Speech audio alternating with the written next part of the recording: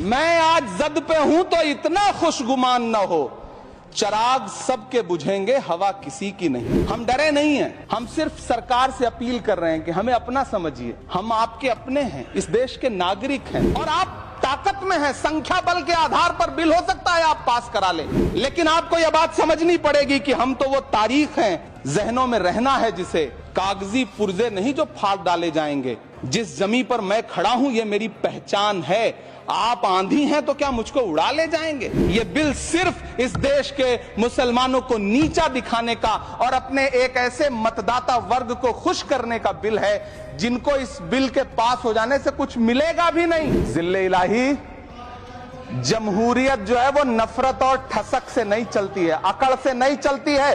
उसमें सबकी हिस्सेदारी जरूरी है। सबको समझना पड़ेगा कि जब जंगल में आग लगती है तो न वो बरगद बचते हैं जो हवा को आंधी में तब्दील करते हैं, न वो बांस बचते हैं जो आपसी रगड़ से चिंगारी पैदा करते हैं। जिस बिल को मुसलमानों के हुकूक की हिफाजत करने वाला बिल बताया जा रहा है, उसी को पेश करने के लिए और उस पर बात करने के लिए लोकसभा में भाजपा सरकार के पास एक भी मुस्लिम सांसद नहीं है। जिस वक्फ बिल को मुस्लिम महिलाओं को हक दिलाने वाला बताया जा रहा है, उसे संसद में पेश करने वाली पार्टी के पास न तो राज्यसभा में, न लोकसभा में, न देश की किसी विधानसभा में एक भी मुस्लिम महिला सदस्य नहीं। बस आप कह रहे हैं यह बिल उम्मीद की नई किरण है। नहीं साहब, इसे भले किरण जी लेके आए हैं, लेकिन ये उम्मीद की नहीं बल्कि नाउम्मीदी की किरण है। कल किरण रिजिजू जी कह रहे थे कि रेलवे की जमीनें देश की जमीनें हैं, डिफेंस की जमीनें देश की जमीनें हैं।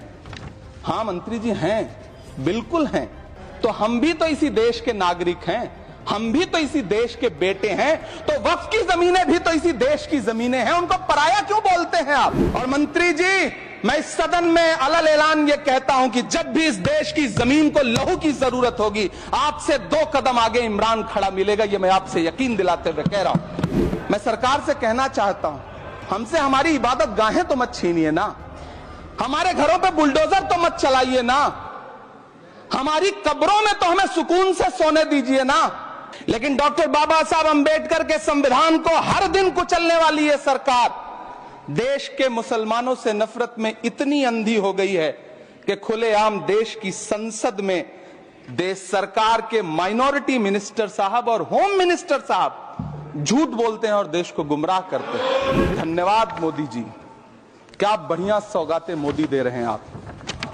पहले हमें गुजराते मोदी दिया, आप सौगातें मोदी दे रहे हैं। कि इसी ठसक के साथ देश की संसद में सीए का कानून भी लाया गया था।